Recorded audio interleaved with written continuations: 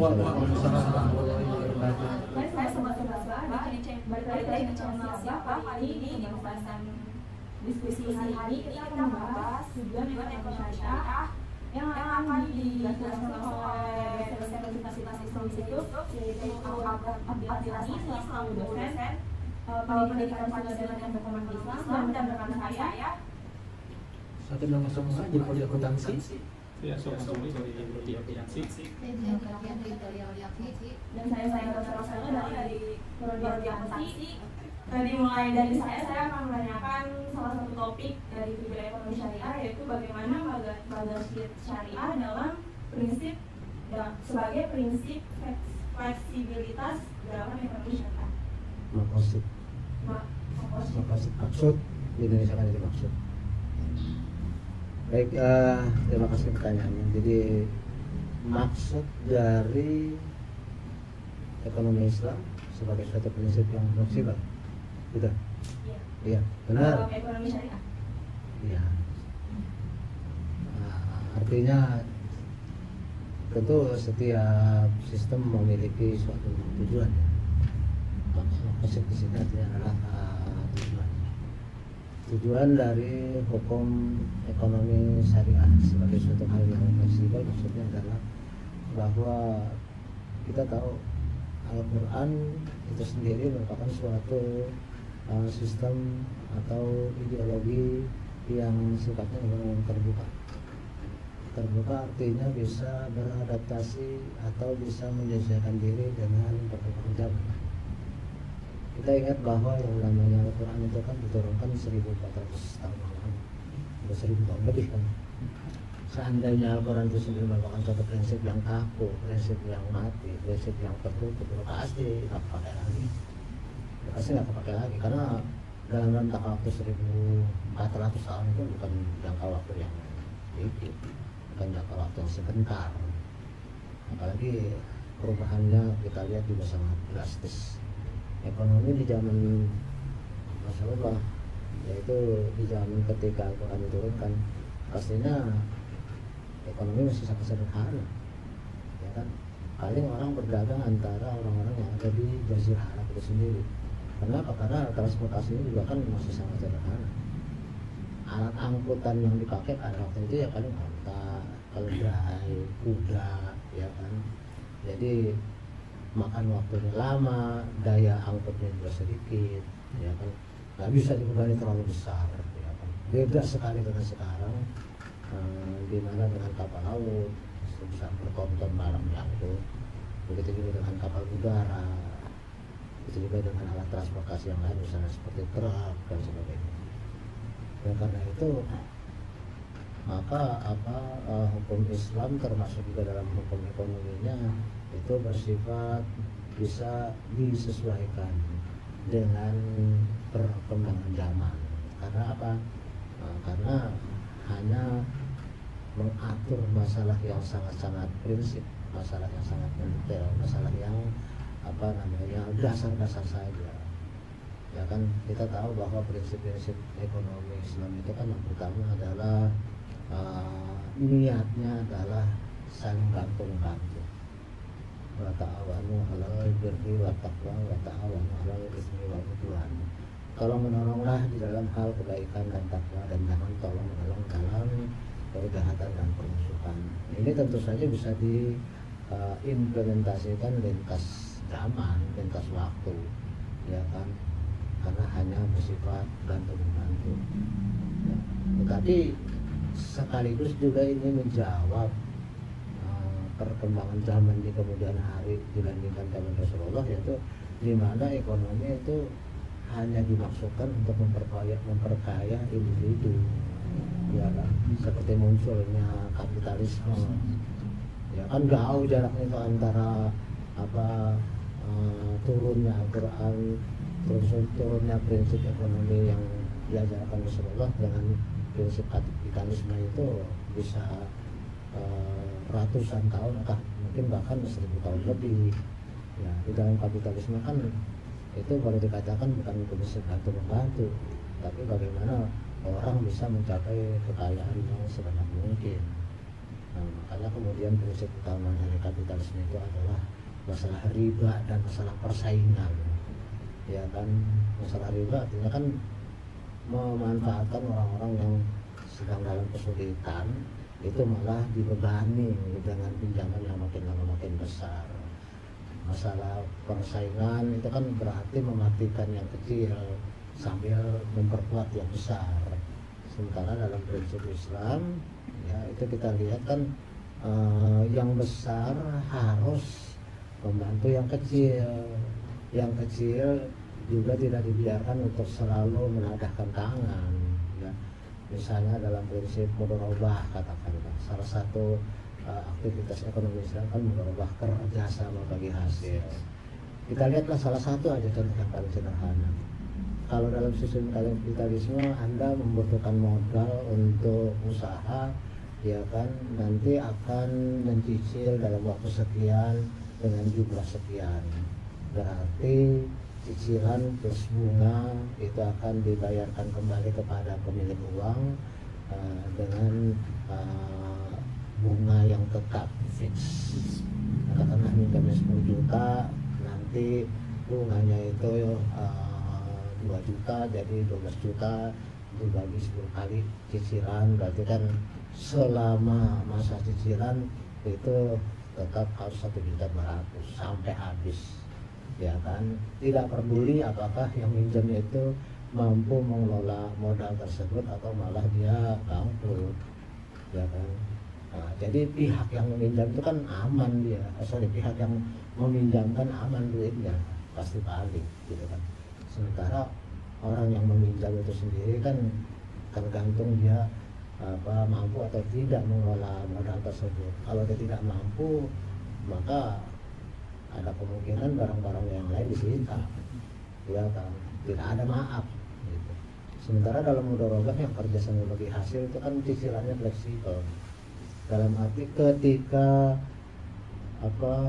dia mendapatkan keuntungan cicilannya menjadi besar, tetapi ketika dia mendapat kerugian cicilannya menjadi kecil. Dan ketika masalahnya dia merugi dan benar-benar dalam keadaan bangkrut, maka dia sendiri rugi, pemilik katakan bank juga rugi, pemilik uang juga rugi. Jadi sama-sama menanggung resiko. Kalau dalam kapitalisme kan yang tertumbuh hanya kasih peminjaman, ya kan. Makanya kemudian dalam perkembangannya ya kita lihat bahwa banyak bank-bank di Indonesia yang meskipun namanya syariah tapi menjalankan praktek yang terlibat. Anda coba aja datang ke bank syariah manapun juga di sini. Pasti kalau Anda minjem modal untuk kerja itu akan ditanya apakah mau mudharabah. Mudharabah itu bagi hasil, teorinya bagi hasil. Tapi kemudian diminta nanti mencicil dalam waktu sekian dengan jumlah sekian, ya, flat. Itu kan kapitalis, ya kan kapitalis. Kalau kita tanyakan mudharabah, ya logikanya mana mau bank itu menanggung resiko, karena dia juga akan menanggung resiko bagi para penabung duitnya bisa hilang. Tapi kenapa bisa bilang apakah sistem Islam itu membuat orang jadi rugi? Ya tidak juga, karena di sini yang dimaksud adalah orang yang meminjam itu tentu dia harus bertanggung jawab penuh, jangan sampai dia itu bekerja salah-salah. Kenapa? Dia punya kewajiban mengembalikan, ya kan? Dalam sistem kapitalis itu uang mau dipakai buat modal atau buat koya-koya itu terserah. Yang penting cicilan jalan sampai sekian bulan, ya kan, bukan soal bantu membantu. Tapi kalau dalam sistem Islam dia terdorong untuk jujur, kalau rugi bilang rugi, kalau untung bilang untung. Nggak bisa dia sebenarnya untung tapi bilang rugi, ya kan. Nah, terus kemudian juga ketika dia menabung, bekerja keras, maka kalau saat ini dia meminjam dengan kerja keras dia dan dia mampu menabung, next time dia nggak perlu lagi minjam karena dia sudah terangkat ekonominya, tidak selalu dalam lingkaran kemiskinan bolak-balik pinjam lagi. Itu yang dimaksud oleh Islam. Jadi kalau katakanlah sistem kapitalis justru dia senang kalau kita dalam keadaan miskin.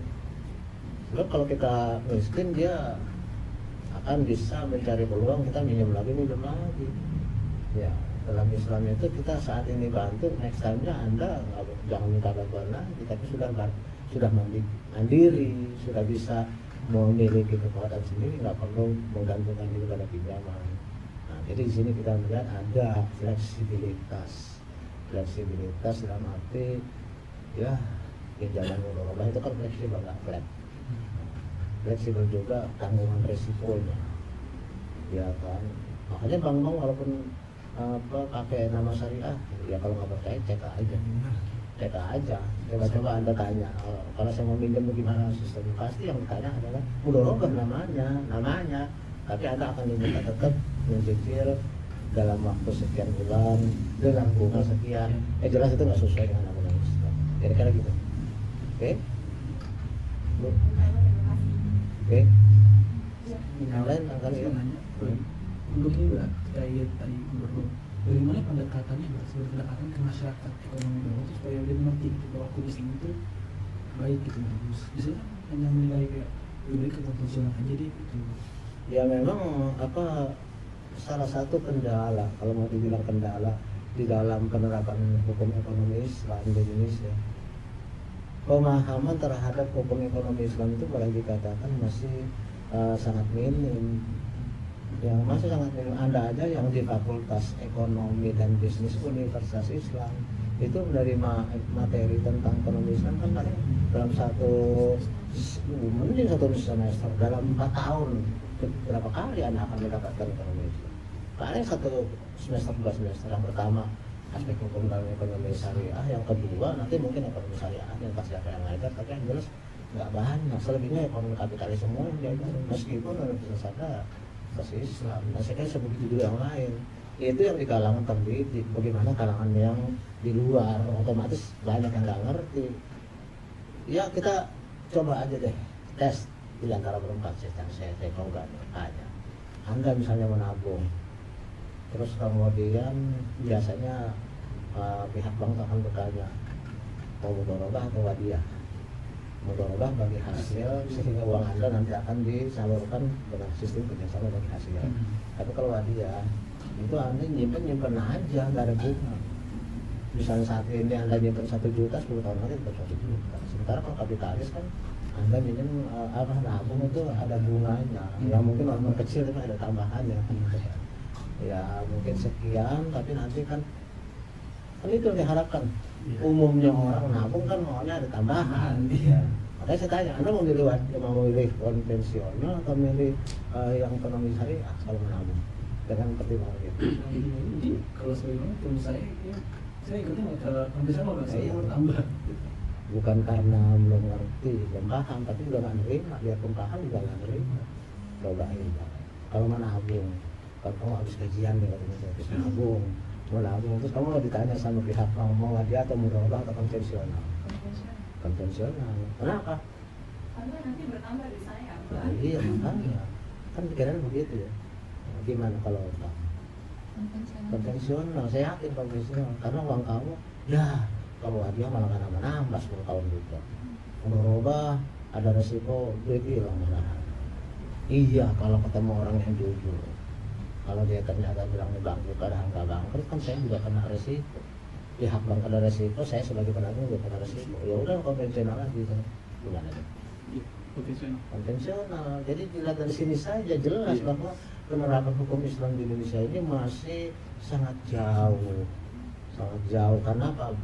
Mayoritas walaupun ngerti belum nerima, apalagi nggak ngerti, apalagi yang nggak ngerti nggak mau nerima otomatis. Itulah sebabnya kalau misalnya kita ada keinginan, katakanlah sebagian orang mau ganti menjadi syariah, makanya dipertanyakan emang bisa berlaku kalau sistem ekonomi aja kita masih menolak, belum lagi hukum yang lain, katakanlah hukum pidana.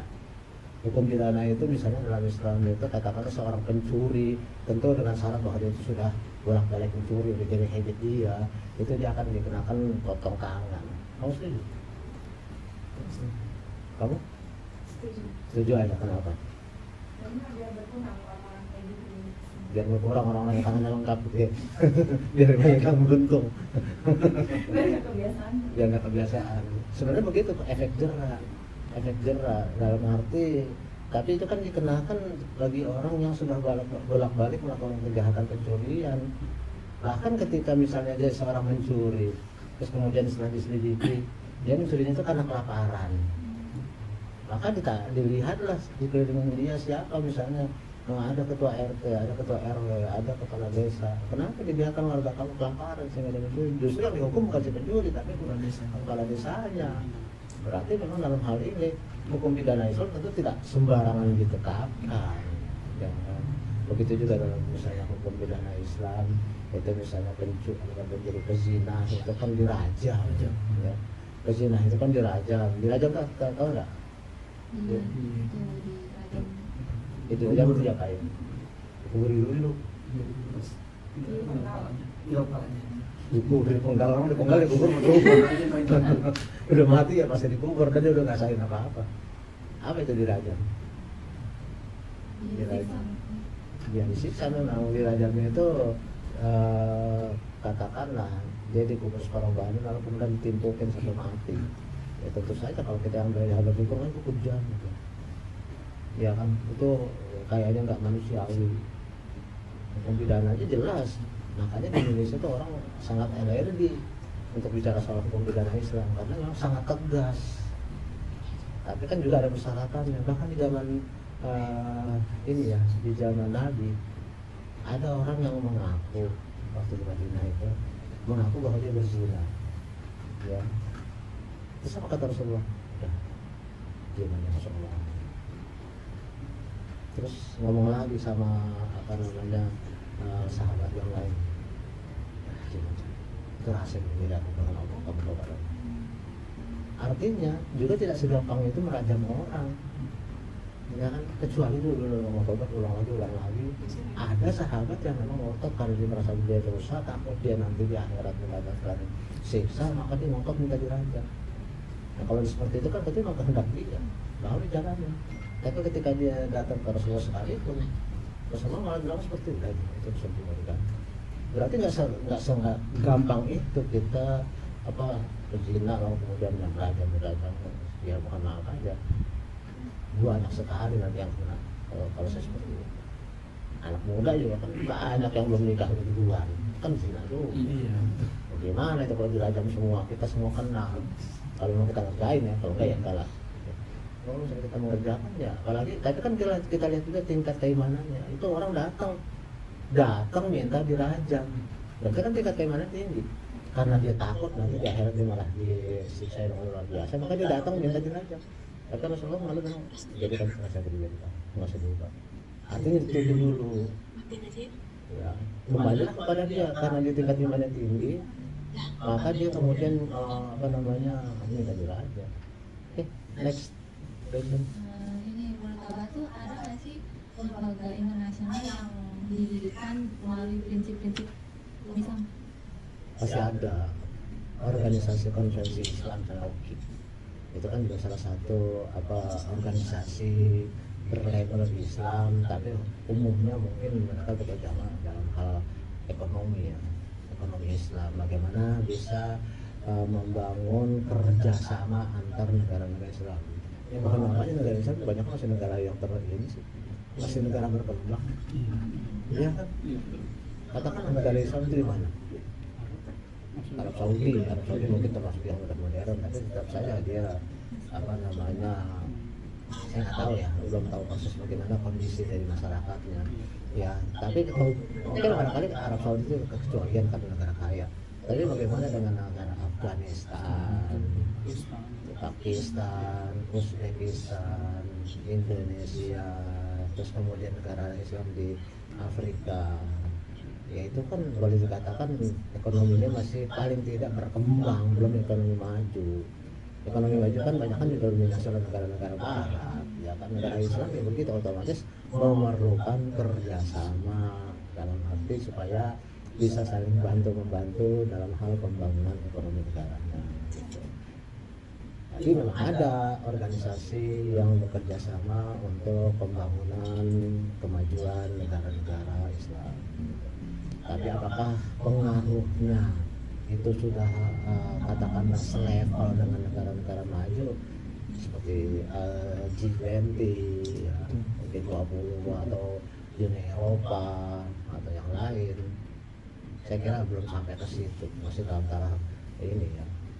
Dan kelihatannya juga yang organisasi-organisasi Islam seperti itu seringkali malah lebih terfokus kepada masalah penjualan migas, ya migas ekonomi dalam arti luas, dan juga lebih sering juga terlibat masalah politik gitu. Jadi konsentrasinya masih terpecah-pecah terhadap negara-negara yang masih miskin yang walaupun berlabel Islam. Apakah memang ada peranannya secara nyata, ya mohon maaf saja saya belum begitu mendalami ya. Tapi kalau pertanyaannya apakah ada, ya ada. Tapi apakah peranannya signifikan atau enggak, ya sepertinya sih enggak banyak gaungnya. Karena apa? Sama-sama kerjasama negara baru berkembang saja. Oke. Mas Oki Pak, Oki kan organisasi kerjasama Islam Pak.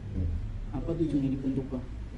Tujuannya seperti saya sebutkan tadi, itu untuk menggalang kerjasama, saling membantu dalam hal pembangunan negara-negara yang berlabel Islam supaya sama-sama maju gitu.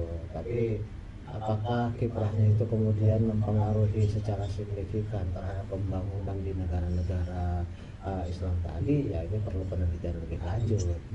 Seberapa besar misalnya peran Oki di dalam hal pembangunan terhadap negara-negara di Afrika yang katakanlah negara Islam, seperti katakan misalnya Djibouti atau negara-negara yang lain. Itu kan negara yang boleh dikatakan banyak atau mungkin mayoritas umat Islam, tapi kan kondisinya seperti ini masih belum merangkak dari kemiskinan.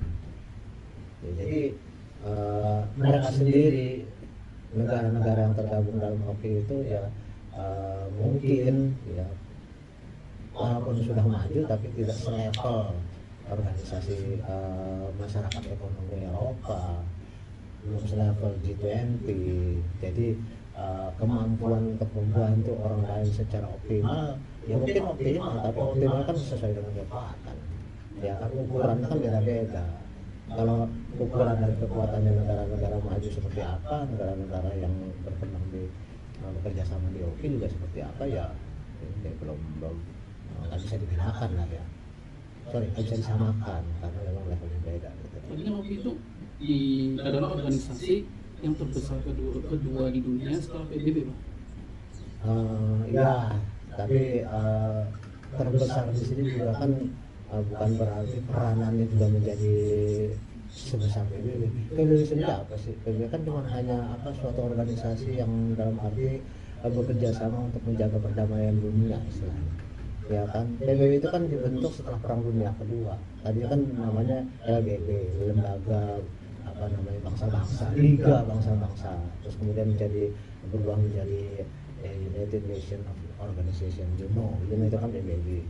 Jadi peranannya lebih banyak terkonsentrasi kepada masalah politik, menjaga keamanan. Itu pun seringkali ada putusan-putusan PBB yang tidak dipatuhi oleh negara-negara anggota, ya kan. Banyak negara anggota yang suka katakanlah tidak mempedulikan apa putusan PBB itu.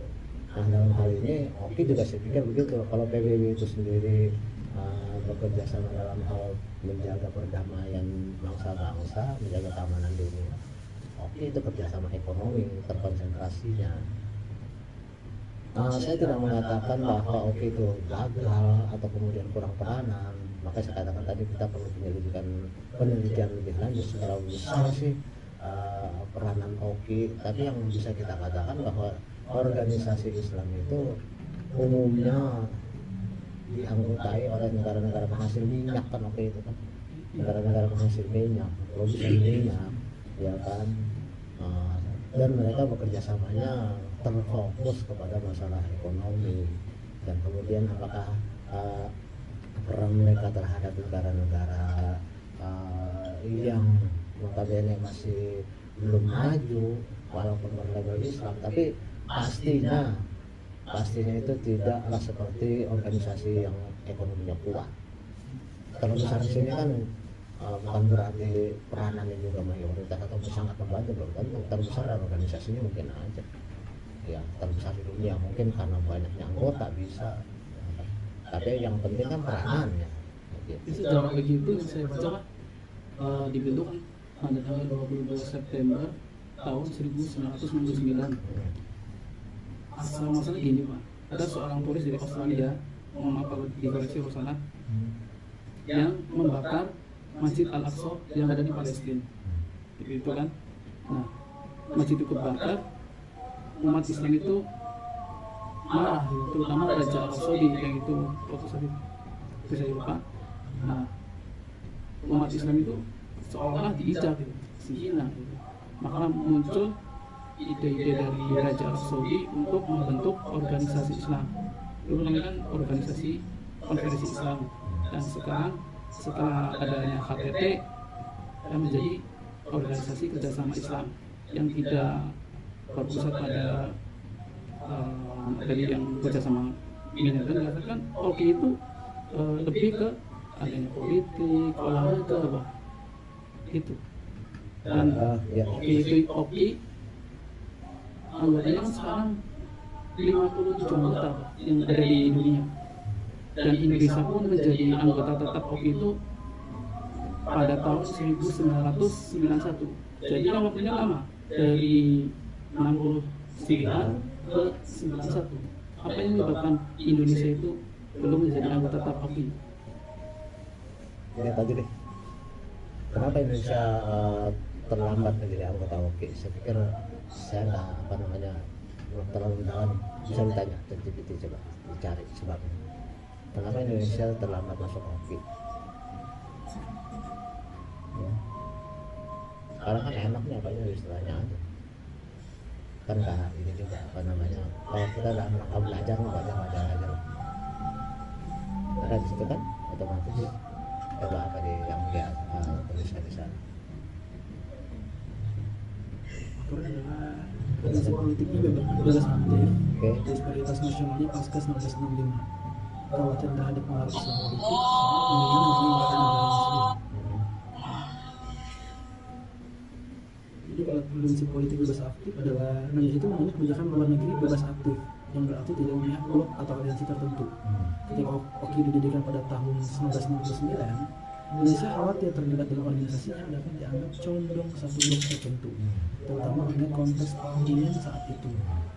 Terus sebagai prioritas nasional pasca 1965. Pasca peristiwanya G30 PKI pada 1995, fokus utama Indonesia adalah stabilisasi politik dan ekonomi domestik. Rezim Orde Baru di bawah Soeharto lebih mengutamakan pemulihan hubungan dengan negara-negara Barat dan pembangunan ekonomi dibandingkan peran aktif dalam organisasi internasional termasuk OKI. Coba kontribusi pembangunan ekonomi yang dilakukan oleh OKI terhadap negara-negara di dunia. Tapi ini jelas ya di sini bahwa kita melihat OKI itu adalah sebagai jawaban bahwa pada saat after Perang Dunia Kedua memang kan kita udah beberapa kali membahas bahwa dunia itu terpola menjadi blok barat dan blok timur. Ya, negara-negara Islam ini ingin bebas aktif dalam arti nggak mau jadi negara komunis, nggak mau juga terpengaruh kapitalis karena kita punya ajaran sendiri. Tetapi realitas bagaimana kita katakan, negara-negara yang bergabung di OKI itu boleh dikatakan negara-negara Islam yang kecil-kecil, meskipun disebutkan tadi jumlahnya 57. Secara realitas negara-negara yang kuat itu kan justru bukan negara Islam. Amerika, ya Eropa, ya Jepang, Australia, Jerman itu kan bukan negara Islam. Jadi meskipun bergabung sebanyak 57, tetapi dilihat dari yang bergabung itu katakanlah negara-negara yang masih kecil, tentu baunya apakah bisa benar-benar setara dengan negara-negara baik blok barat maupun blok timur. Saya kira enggak. Jadi artinya kita hanya ingin menentukan sikap, enggak, saya nggak mau ikut barat, kita nggak mau ikut timur, itu aja. Tapi karena bergabung di negara-negara kecil, ya otomatis kontribusinya lebih kecil. Di seluruh Asia sibuk, termasuk Indonesia saja, sampai tahun 65 itu kan masih kacau secara politiknya, ya kan. Terus kemudian Malaysia sendiri baru berdiri, ya kan. Dan mungkin negara yang lain juga itu masih pada kocar kacir, sementara negara barat itu pada kuat-kuat gitu. Jadi meskipun niatnya adalah non blok, non lain, tidak kini, tidak barat, tidak tidak barat, tidak timur, tidak komunis, tidak kapitalis, ya tapi pasti masih banyak hal. Contohnya Indonesia kan masih diseret ke kiri, ya kan, setelah itu diseret ke kanan, nggak bisa netral benar-benar. Meskipun meskipun cita-citanya adalah menjadi negara yang lain. Karena saya sering ibaratkan seorang remaja yang pengen netral, tergantung juga kekuatan dia, jati dirinya seperti apa. Kalau jati diri sendiri tidak kuat, ya otomatis dia akan terlalu ambil. Meskipun dia niatnya adalah pengen menjadi orang yang mandiri, apalagi dia ingin katakanlah mengambil peran dalam kekacauan dunia. Ini berantem dengan sama-sama kuat. Bisa nggak di tengah-tengah itu memisahkan? Ya kan nggak bisa. Orang lagi berantem sama kuat, ada orang yang nggak dianggap, ada orang yang lemah, ada orang kecil tuh coba-coba menengah, malah-malah dibilang ngapain kamu ikut campur? Ya kan akhirnya malah dibunuh ketakutan. Kenapa? Karena kamu punya wibawa. Jadi saya sering katakan kalau Indonesia pengen menjadi negara menengah dalam berbagai macam konflik, menjadi negara yang mampu meredakan konflik, ya Anda harus berwibawa. Kalau Anda nggak berwibawa mana bisa? Kan Muhammad juga bilang pertama, kamu harus jadi negara yang pintar. Kalau negara yang dianggap banyak orang bodohnya, siapa mau dengerin? Anda harus negara kaya. Kalau Anda negara miskin, siapa mau dengerin? Anda harus punya negara yang berwibawa, dalam arti pertahanannya kuat, militernya kuat, sehingga bisa ganti berwibawa. Baru yang lain mendengar, tapi kalau dianggapnya kita militer mana tapi kita ecek-ecek. Ya ada takut, yang berantem tetap berantem, bahkan mungkin kita akhirnya kesana kiri gitu. Dan itu bukan pekerjaan mudah, termasuk Oki. Mungkin Oki juga maksudnya seperti itu, pengen menjadi penengah, ya kan? Itu cita-cita mulia. Tetapi kalau dia ada jumlahnya meskipun banyak, ya kan kekuatannya nggak ada, kekuatannya nggak. Meskipun mungkin banyak, terbesarnya dari ukuran apa dulu kan gitu. Kalau dari pengaruhnya saya kira barangkali kuat, tapi tidak sekuat orang-orang yang berantem. Tidak apakah dia mampu menjadi penengah antara perang dagang antara Cina Amerika, ya belum tentu. Ya kan. Ingat bahwa negara-negara itu sangat tergantung kepada migas. Migas kan dihasilkan oleh negara Oki gitu ya. Tapi ingat, memang Anda nggak butuh juga. Kalau nggak ada beli minyaknya, Anda mau dari mana? Ya kan, jadi nggak bisa soal kita stok minyak, nggak bisa, negara kamu ambruk kalau minyak kamu yang beli kan gitu. Jadi saling membutuhkan, jadi tergantung lah yang dalam hal ini lagi perlu siapa, orang yang butuh minyak atau orang yang butuh duit. Kalau minyak nggak mau dijual kan ada kelaparan sendiri. Ibarat pedagang kecil, kalau pokoknya saya nggak mau jual ke sana, nggak mau jual ke situ misalnya, mau jadi pedagang yang lain, pedagang non-blok misalnya, orang beli kan bagus sendiri. Jadi kalau nggak bisa semudah itu kita lihat dulu, benar kan kata beliau. Jadi orang yang pintar itu disegani, didengerin omongannya. Jadi orang kaya didengerin omongannya. Jadi orang yang berwibawa punya jabatan nggak pengaruh disebut omongannya. Jadi benar kata beliau. Kalau kita tiga-tiganya nggak punya, biarpun ada 10 ada 1000 orang juga nggak ada kekuatan apa-apa. Itu yang disebut oleh Nabi, umat Islam itu suatu saat akan menjadi diombang-ambing oleh ini. Maka sahabat bertanya, emangnya kita waktu itu jumlah 1000? Oh banyak banget. Tapi kalian itu seperti buih di laut. Banyak tapi ada kekuatan yang buih-buih di laut. Jadi gampang kita angin, gampang pecah lagi, gampang apa, itulah gambarannya.